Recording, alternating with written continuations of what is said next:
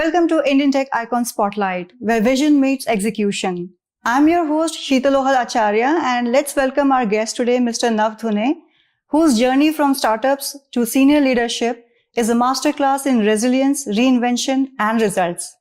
Hi, Nav. Welcome to our show, and it's truly a pleasure to have you with us today. Hi, thank you, Sheetal. It's a pleasure to be here. Awesome. So let's begin our, discussion now.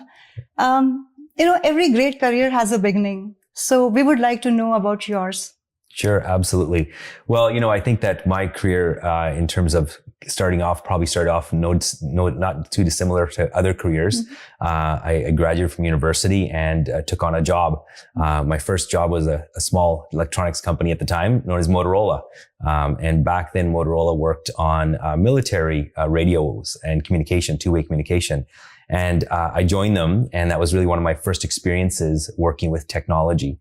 And back then I was more into hard technology, like the hardware, the circuit boards, the chips. And that one really excited me.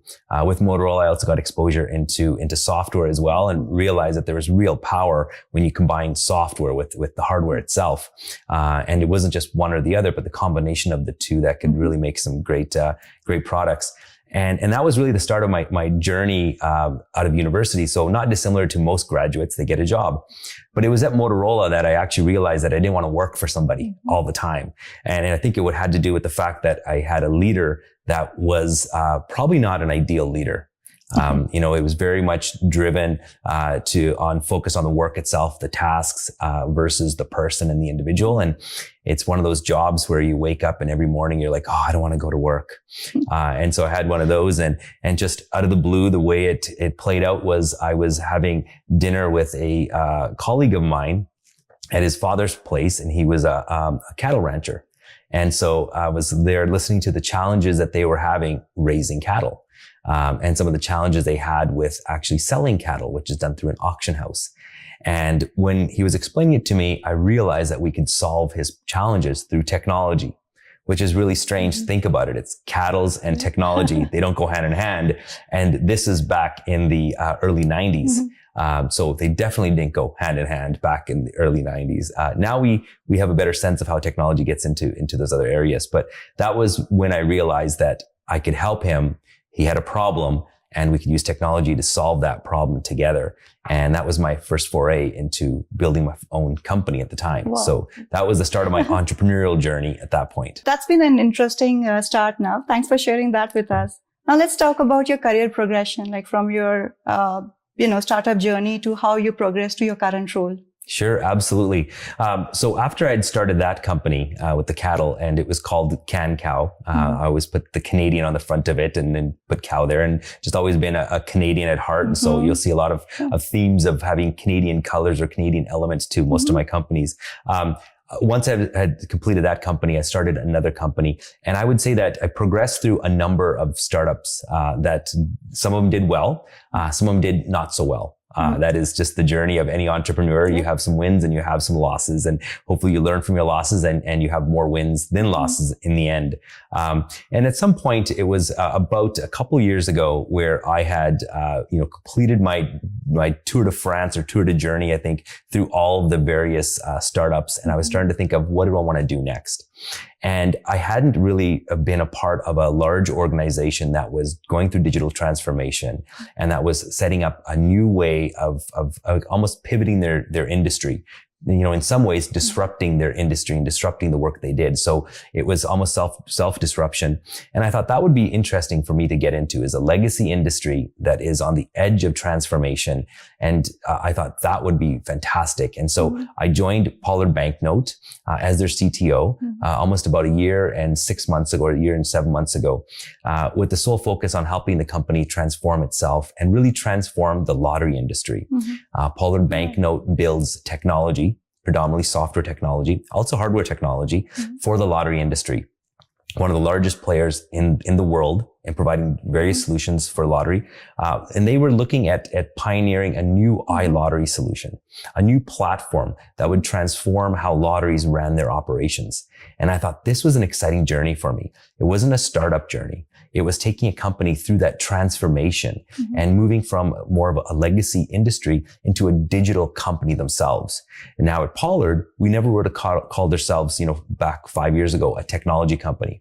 But now we consider ourselves a technology company. And to me, that's been an exciting journey. And although we're not done the journey, we're still in our early days. It's very exciting where it's been so far. That's wonderful to know. How about like your usual, work day looks like? What are your day-to-day roles and responsibilities as a CTO? Yeah, no, that's great. Day to day, it really changes. And that's one thing I really love about working at Pollard Banknote. We're building an iLottery platform. I oversee all of the engineering and the technology aspects associated with building that platform. And to me, most of my day to day is spent making sure my teams have what they need to be successful. I very much focus on the people leadership aspect of it. Although I'm very technical, even today I can write code and I write code and I spend a lot of time with AI and ML. I don't do that in my day-to-day work. That is more of my side hobby to keep myself and my skills sharp. But I spend a lot of time with my team, making sure they've got what they need to be successful.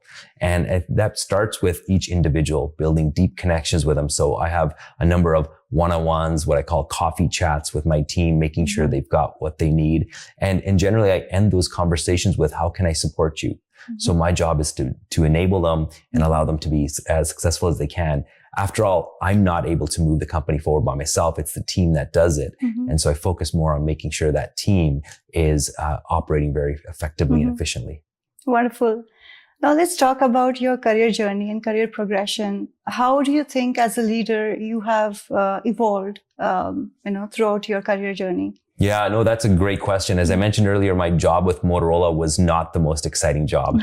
I had a leader that I didn't really look up to. So I would say that early in my career, I learned what bad leadership looks like.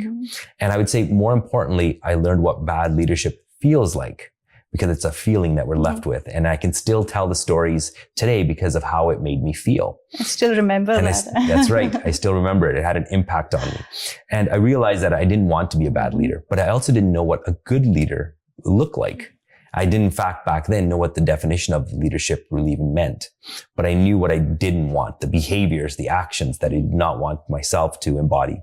And so through my journey as I was an entrepreneur, I tried lots of things. I think my first startup, I ran very much like a dictator, right?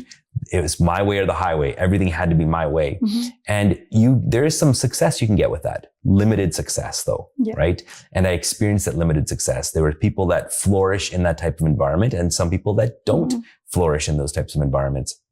And over time, I kept tuning my own leadership skills and so forth. I did a short stint at a company here local in Calgary, which grew out to become one of the largest companies in the digital media space. It became Getty Images. So I was part of the company called iWire here in Calgary. And at iWire, I had an exposure to a great leader. The CEO was absolutely amazing. And I started watching his behaviors and I started modeling what he was doing. And I realized that was the type of person I wanted to become. That was the type of leader I wanted to become. And throughout my journey as a leader, I continued to reflect back at how I saw him model things. And I would quite often say to myself, what would Brad do in this situation? Because that was Brad. And then I had an opportunity to meet, further down my journey, I had an opportunity to meet another really, really inspiring individual, Suzanne. And she passed away, unfortunately, from brain cancer. However, she was also a great leader, very inspiring leader. And so I would look at what she was accomplishing with her companies and with her teams and how they would go to battle for her. And they would go to battle for her mission. And there was things I took from that, and I continue to mold myself as a leader. I started realizing that leadership was really about getting people aligned on a common goal and a vision and getting them excited by it. I remember this old adage that still sticks with me. If you want to sail the seas, do not hire a bunch of people and tell them to build you a boat. tell them stories about sailing on the sea, get them excited about sailing on the seas, and they'll build you a boat. And so I use that type of model in my everyday, is focusing more on the journey and the inspiration of that journey and less about the work. And the work just gets done. And so I picked that up through my exposure to various leaders throughout my journey. And lately, I've obviously been diving heavily into a lot of books and material that we have around leadership that didn't exist back in the 90s or even in the 2000s. I think that, as a society, we've learned so much about people and what people like in the workplace and how people operate the best, right? For example, I couldn't imagine even 10, 15 years ago talking about empathy. And now we're talking about leaders having empathy. We're talking about people having empathy for one another. That was not discussed openly, 10, 15 years ago. So I'm now focusing more on some of the more modern practices of leadership that we've learned over the years. Yeah, and I was about to ask you about empathy. What role empathy plays in your leadership style? Yeah, it's a core part of my leadership. I always start off my conversations with my team members, checking in on how they're doing, and it's not just a check-in, checkbox, but I'm genuinely interested in their well-being. So I always start my conversations trying to understand how are they doing, and then start to understand what are the challenges that they have. And for me, it's about really understanding how the challenge is affecting them. I try not to put myself in their shoes. I think that's a different way of approaching it. I try to understand, I get to know the individual, and I start to understand how a certain situation will impact that individual based on what I know about them. And so it is core to who I am as a leader. And I would say that that's the one skill that I continue to want to hone in on and get better at. Empathy as well as communication are the two skills that I think are critical for any successful leader. That's wonderful perspective again. So talking about the teams right now, when you look for building up a team, what core qualities you look for in your team members other than the technical skill sets? Yeah, no, that's a great question. I think that building a team is one of the hardest things to do. When you talk about building different types of teams, most people say, I want to build a high performing team. And it's kind of first aligning on what high performance means to you. For me, the thing is that building a team is very strategic, and you have to be very, very thoughtful in the types of people you bring on and the types of gaps you've got and filling those gaps. And so I typically, if I'm building a team from scratch, I'll start with a strong leader.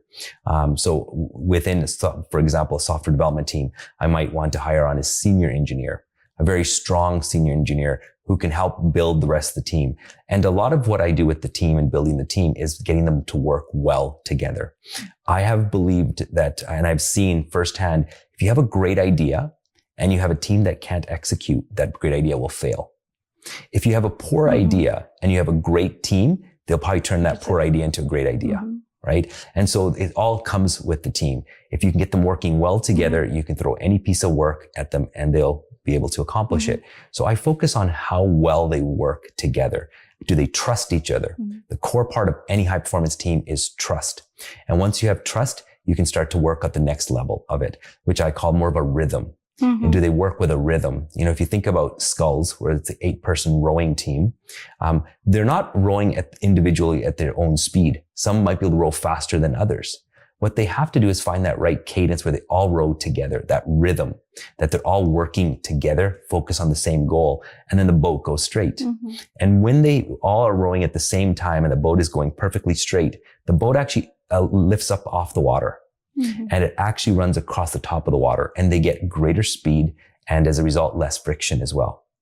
So if the team is all working together, you get greater velocity with less friction. And that's what ultimately leads to a high performance team. Love the way you explained. Thanks for sharing all that insight. Let's talk a bit about digital transformation. Yes. What, according to you, or how different the companies are doing digital transformation now versus, say, 5 years ago? Yeah, it's a great question. I think 5 years ago, we focused more on the technology of digital transformation. We looked at digital transformation and said, I need to move to the cloud.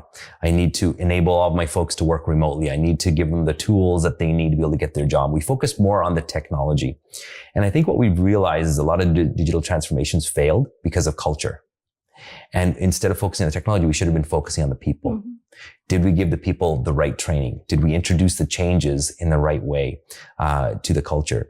did they know where we were going to go? What was the end state that we were trying to achieve? So the culture has been one thing that didn't get the respect it needed when we do digital transformation, because after all, we called it digital and people are analog. So we focus on the digital part of the work rather than the actual cultural part of it. And so now we're seeing that there's a big shift towards mindset, making sure that the culture is being brought along with the digital transformation. So in some cases, it starts with just training. In other cases, it's much more profound in terms of the culture that you're changing, where you might have to bring cultural agents in. You know, you have to bring in people that actually understand where you're going, the technology itself, and can be those change agents that help the rest of the culture move along. But for me, digital transformation honestly is less about technology. That's the easy part. And it's more now about the mindset of the culture and the people that you've got. It's more people-centric these days. That's right. Yeah. And we didn't know this 5 years ago. Yeah. And I think it was through a lot of failed transformations that we broadly started to focus more on people. So when you interact with your customers and being a tech guy, so how do you align the business solutions, or how do you explain it to them? And what are the typical challenges do you normally see?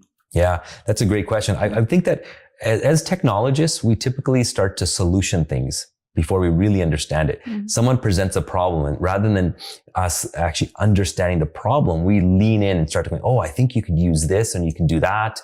And we very quickly get in with a solution. And that is kind of our nature, because most of us are engineers.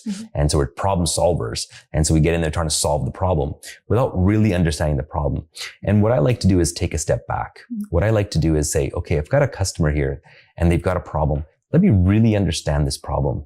Let me fall in love with this problem. So tell me as much as you can about this problem. Why is this problem a problem? Maybe it's not a problem. Rather than focusing on the solution, getting to know the problem, getting to know the impact the problem has on the customer, the industry, the broader industry as well, helps make sure that we then do solution it. We come up with the right solution. But I think a lot of times technologists have a tendency to jump too quickly to a solution without understanding the problem.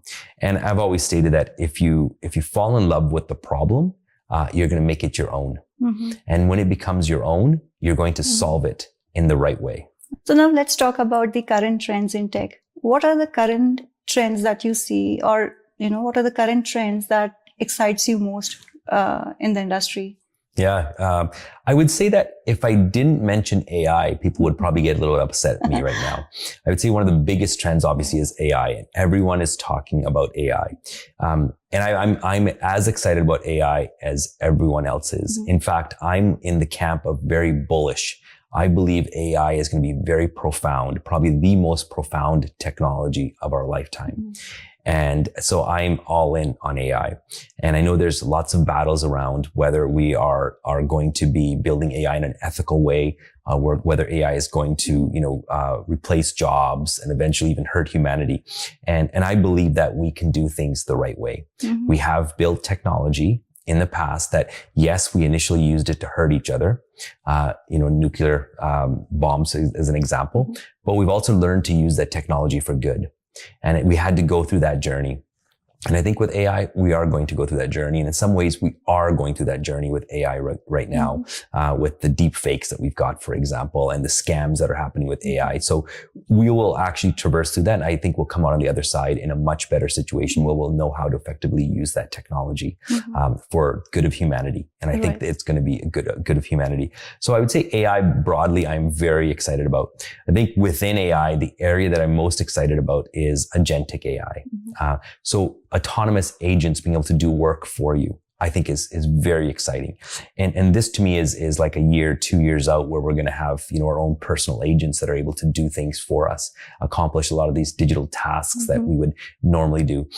I'm really looking forward to the robot that can wash dishes and clean our house. I was about to ask about humanoids. My next question was that. What are your thoughts on humanoids? Yeah, well, the day that they're available commercially or even for residential use, sign me up. I'm ready to buy one now. And I think my wife would agree that she would want one as well, just to help with the cooking and cleaning around the house. Definitely. Yeah. So I think robots are going to be really dramatic for us as well.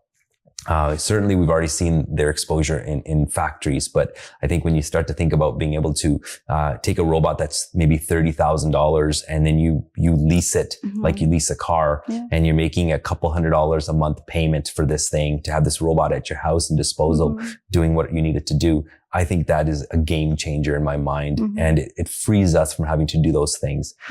We have a Roomba that vacuums our floors. That's just an example of a really low-end robot. But now imagine if this Roomba can actually, cook or clean and other things that it can't do today. It removes a lot of those tasks from us, and we can focus on other things. So agentic AI to me is really powerful. I'm really excited by that. I'm also really excited by robotics and what that's going to bring to humanity. I think ultimately combining those two pieces is going to create a world of abundance for us. Through AI, we can solve really complex problems. We can figure out how to grow crops much better without pesticides and other types of things. We can come up with new proteins and new cures for diseases that we haven't thought of in the past. And I think with robotics, we're going to free ourselves from a lot of this boring chores, we'll say, and we can focus more time on other things. As long as those other things add value, you're not just going to sit there doom scrolling on your phone while your robot is doing your house cleaning, but you can maybe take that time to go and spend with your kids, go on a hike, go on a travel somewhere, right? I think that's going to be fantastic for humanity. Definitely. The future looks promising. Absolutely. Yes. So now we talked about your career journey. We talked a lot about technology. Now, let's talk about your early days. Let's talk about, about your roots, your hometown, and how was your upbringing? Sure. Yeah. Well, I was born in Punjab in India. So I'm of Indian heritage. And when I was 4 years old, my parents decided to move to Canada. Obviously back then, I would say the typical story of immigrants is they wanted a better life for their kids. And my parents had a good life in India, but they wanted something better for the kids. And so my dad made the trek to Canada. In fact, he didn't come to Canada directly. He actually came in through originally New York, where he was denied entry, and then into Edmonton. And then he came to Edmonton by himself. He first came just to, set some type of set it up so that we could arrive successfully there. He went to Edmonton. He came in as a Sikh with a turban and made it very difficult for him to find a job. He then slowly made his way down to southern Alberta to a community area called Coleman, and he started working in the mines. And back then, that was pretty much the only jobs that Indians could get, was very hard manual labor, even though my dad was an electrical engineer. No one was going to hire him as an electrical engineer at the time. And so he worked in the mines, literally in the coal mines. If you think about working hard days, you're in these mines with coal, with really bad air quality, hard manual labor. And he did that for as long as he could to make some money. And when he made some money, he was able to move to Calgary and get a place to stay. And then he was able to call his family over. So then my mom made the trek across the ocean by herself, didn't speak any English whatsoever, and had 3 young kids with her. So quite the journey for her to arrive here in Calgary and set up shop here. So I grew up in Calgary. I went to local universities here, went to local high schools here. And it was, I would say, a typical journey. I dealt with a lot of racism growing up. As you can imagine, my parents wanted the best for us. So they put us in a really good school. Well, we were the only people that were different in the school. It was my brother and I. And so we experienced a lot of racism. We experienced racism into junior high school and right into high school, and even university. We experienced a lot of racism. Back then, there was very little acceptance for people that were different. Now, we're much more open. People's minds have expanded, and we understand that differences should be embraced rather than pushed away. So times have certainly changed, but back then it was a real challenge for us.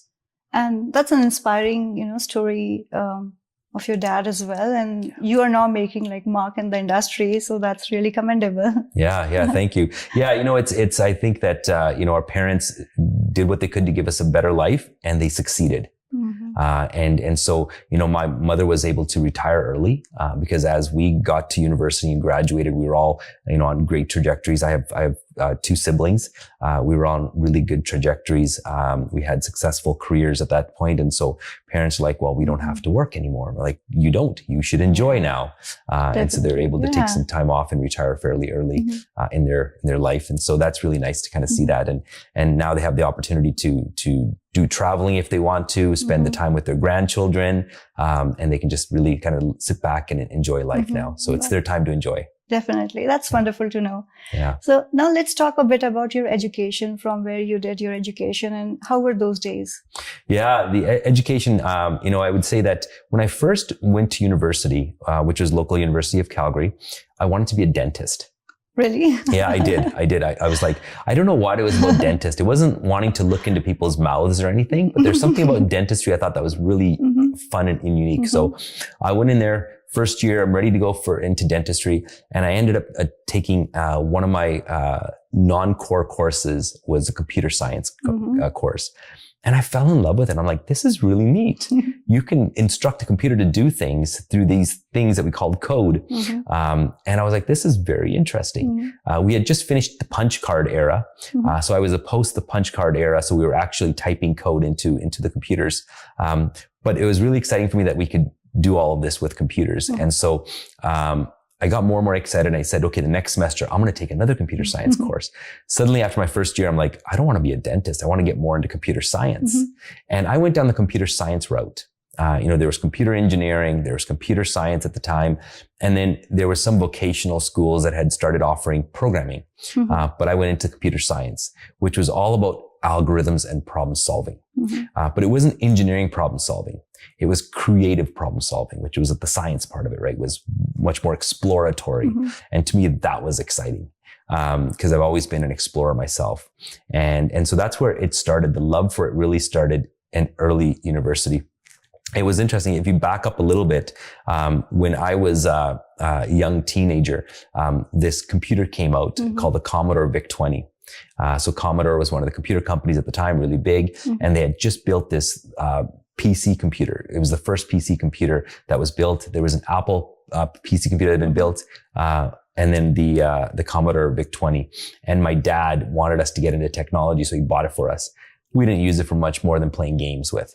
But we learned a little bit about computers then. And so I wasn't really into it until university after taking those computer science courses that taught me more about the science behind this than just playing games. And that's what excited me. That's an interesting journey from dentistry to debugging and coding.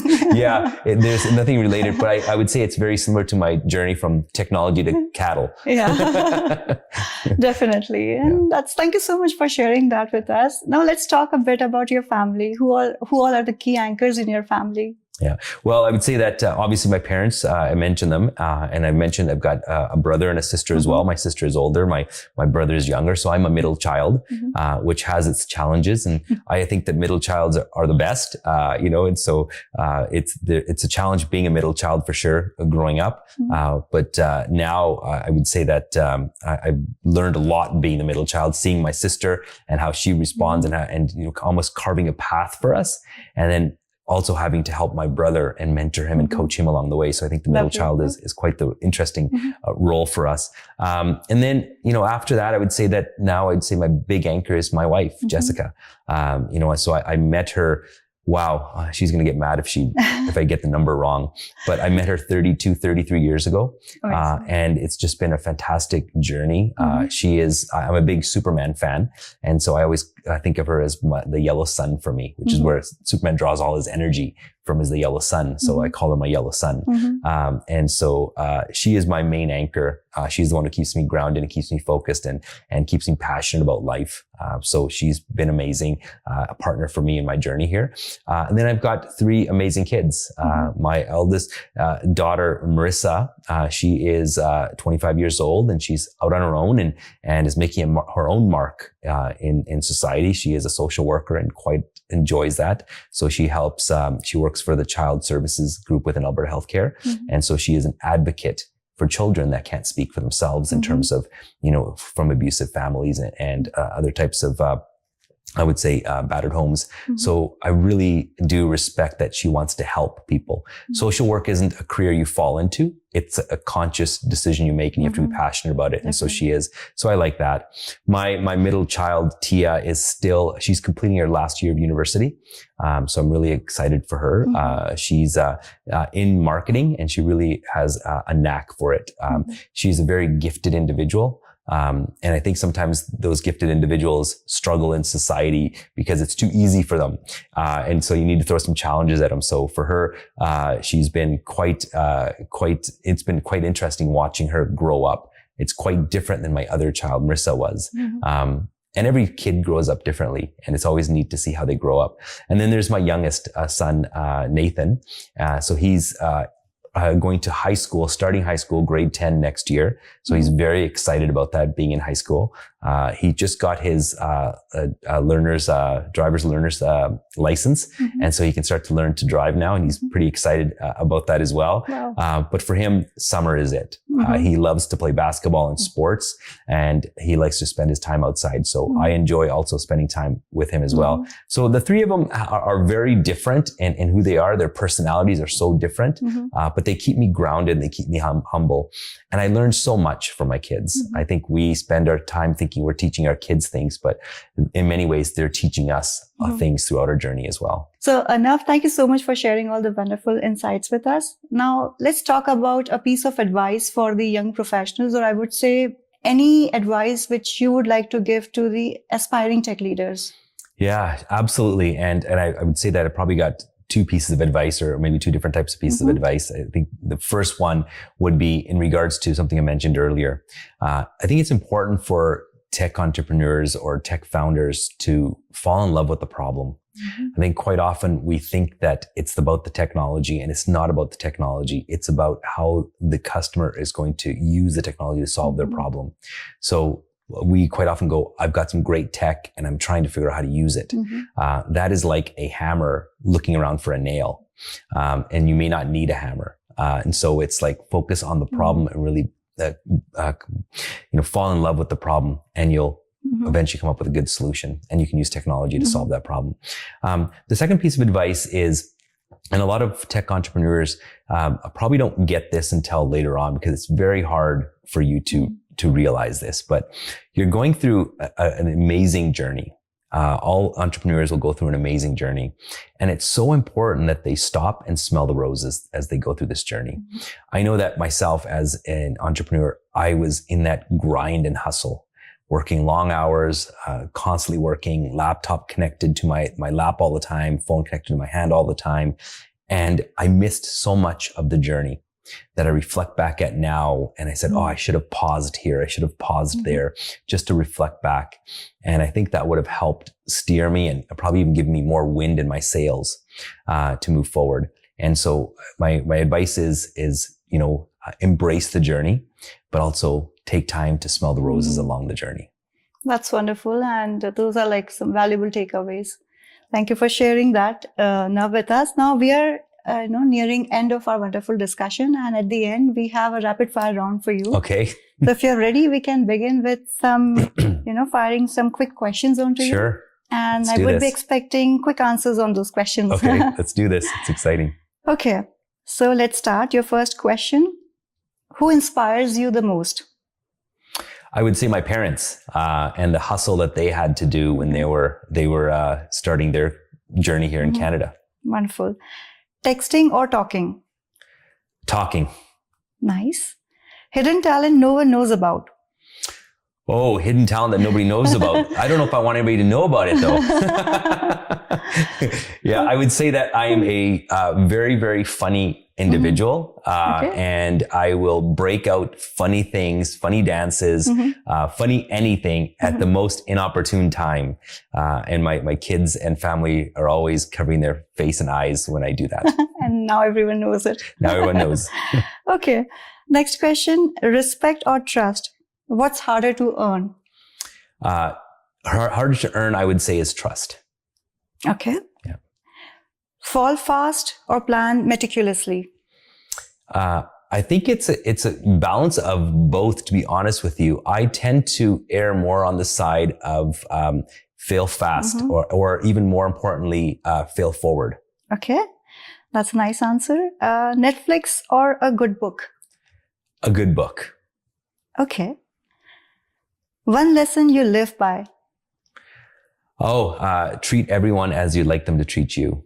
And so I think that is a bit of a cliche one, but it's absolutely how I live my life. That's a great answer. And coming to the last question, if you had a superpower, what would it be?